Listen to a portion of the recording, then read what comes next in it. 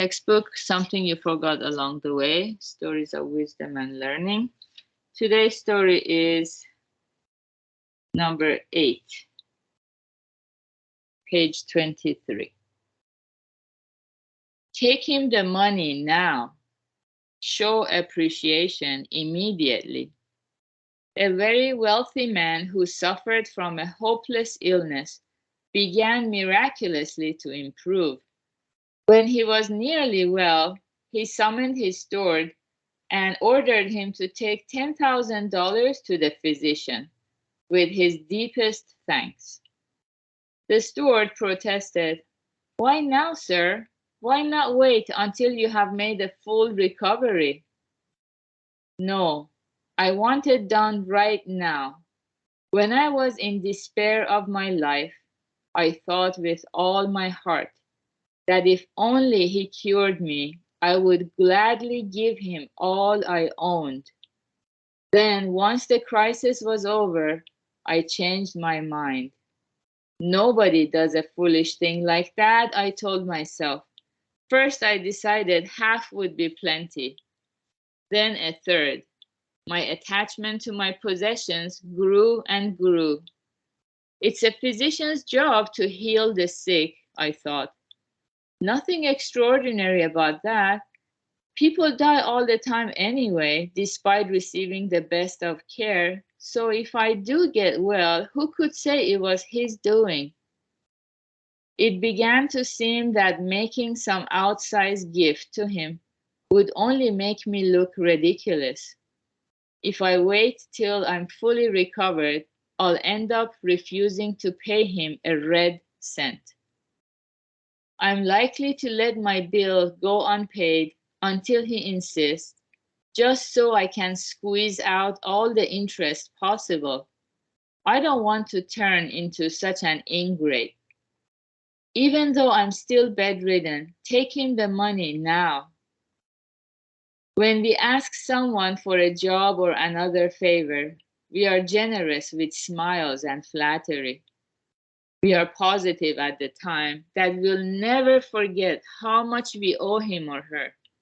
But as time goes by, gratitude fades to indifference. People who offer sincere thanks to benefactors will succeed. Those who forget others' kindness will lose their reputation. Okay, so this is a very beautiful story about the basics of cultivating gratitude. Yeah, as we all know, happiness, the size of happiness is proportional to the size of gratitude we can feel in our heart. And it's not something that happens, from thin air. We need to cultivate gratitude. And to cultivate gratitude, so basically means there are 3 levels. We need to, first of all, understand what kind of kindnesses or benevolences we are receiving. So that's step number 1, awareness. Then step number 2 is to feel that gratitude in the heart. We allow that remembrance of the kindness we received. It warms our heart. How blessed I am that I received all this kindness. How happy I am. So we allow it to warm our heart so we feel grateful. So that's the second one, feeling of gratitude. And the third level is to repay gratitude. So if someone has done so much kindness for me, I cannot allow it to stop with me. I need to do the same favor for other people. I need to pay it forward.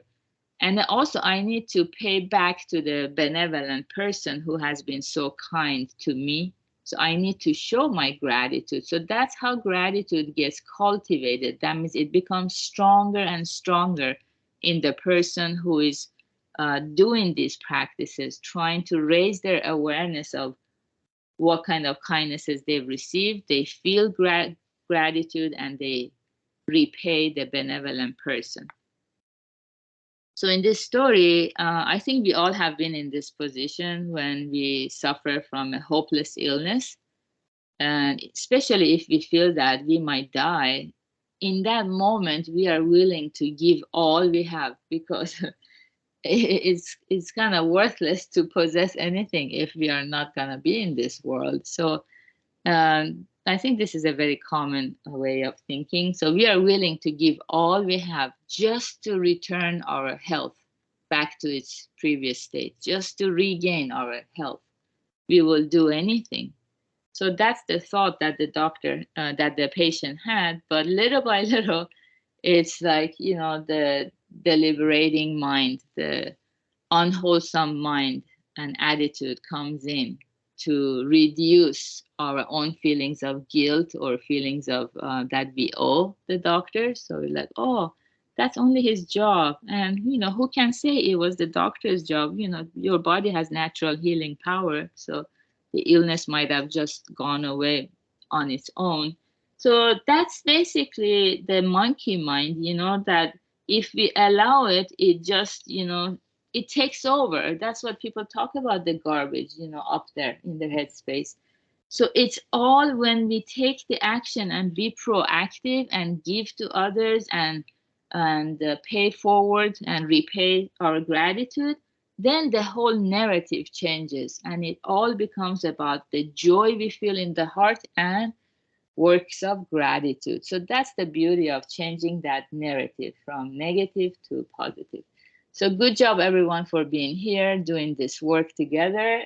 Today is Friday, so we're going to have Purpose and Meaning Lab at 3 p.m. Pacific time, and have a beautiful Friday morning. Bye.